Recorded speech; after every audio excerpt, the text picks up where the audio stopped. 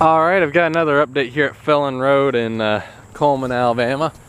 As you can see, the gate arms of both signals were replaced, and now both signals have NEG LED gate lights. Here's the first signal's new gate lights. I don't know how well you can see it, but it is an NEG LED gate light there. Now I'm gonna hop across the road here to the other signal, where the change here is that,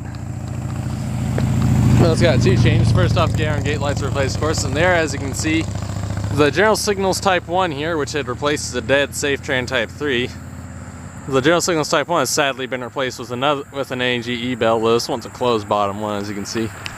And right up here you got the gate lights, where you can see it says NEG on it. So yeah, just a quick update here to Phelan Road. I